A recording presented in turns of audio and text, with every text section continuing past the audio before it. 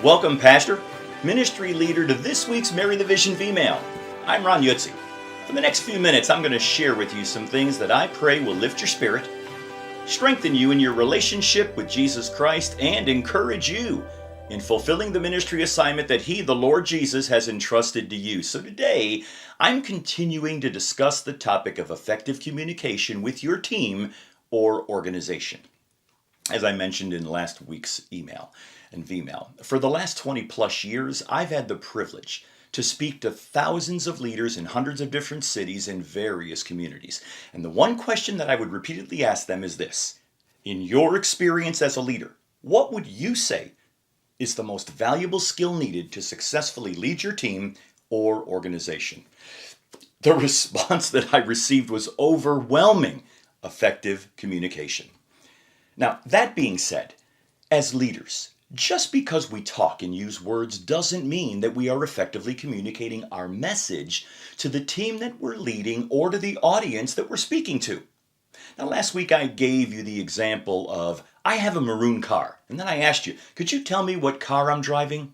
Well, of course not, because you're limited in your information to properly tell me what car I'm driving, which then creates a disconnect due to limited information, and the result is ineffective communication. You see, as leaders, it is our responsibility to give the people that we're communicating with the needed filter or the needed information to process the communication accurately. Because if we don't, they're going to use their own filter or their own interpretation to process what they thought they heard or what they thought we meant. And this is going to lead to misunderstandings, possible tension among your team, and definitely unproductive outcomes. And you don't want that. So I've developed a 5-question template that has helped me to piece together a proper, accurate picture when I'm communicating, kind of like a puzzle when they're piecing it together.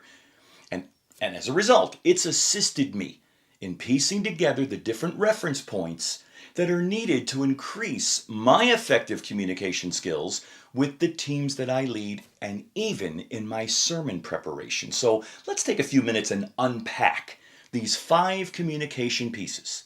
Number 1, the what question. What are we doing? Now this is the project piece. What's the task or project that we're performing? What's the service that we are providing? What's the desired event that we're planning? What's the sermon series that we're sharing? Now, here's a practical example of using a desired event. We have scheduled a planning meeting for our, and then you mentioned the desired event, fall festival, Christmas program, summer outreach, whatever. And it's going to be on, and then you list the day, the date, the time, and how long they can expect the meeting to be. Now, I'll talk more about length of meeting in the 5th question piece. Number 2, the why question. Why are we doing it? This is the purpose piece. This is the gap that the project, task, event, or sermon bridges, right? It addresses the problem that it's solving, the need that it's meeting. Now, let's talk about your sermon. Concerning your sermon topic, it addresses why the topic or the sermon is important or even relevant to your audience. Let me give you another practical example of this, and it's in your children and young adult ministry. Why do we provide this ministry service to children and young adults? Well, it's not because it's a babysitting service so that the adults can attend church service. It's because we are next generation focused and seek to provide an environment that fosters a community that leads our next generation to experience a genuine relationship with Christ. Now, this is going to be helpful when you communicate that in recruiting new volunteers and even inspiring the ones who are currently serving. When you answer this question, it helps you to communicate how what your volunteers are doing is genuinely making a kingdom difference. Which then leads me to our next question, number 3, the how question. How are we doing it? This is the plan piece. Now, this gives the needed direction, the steps in how we are accomplishing the what, the project piece. Here, we clearly communicate the steps to be taken by the team when they are undertaking a project or a task, etc. A good example of this would be in your sermon. Your sermon should address the practical action steps that people would take to walk out in their life the topic that you're communicating.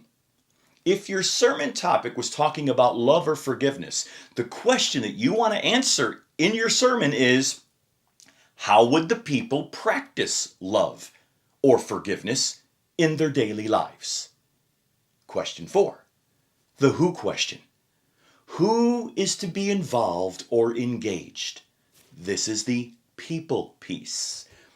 This addresses the personnel that are needed to successfully accomplish any task, serve in an event, or serve in a ministry department. Let's talk about, for example, concerning a ministry department.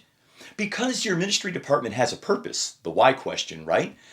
You want to match the giftedness of people, their strengths, to the requirement of the task, not just fill an open slot. So let me use music ministry as an example. If you had a need of singers, what would you do? You would audition and fill that need with singers that have proper pitch, rhythm, and a heart to worship. You wouldn't just fill that with people who want to be on stage, have no real talent to sing, or have a heart to worship.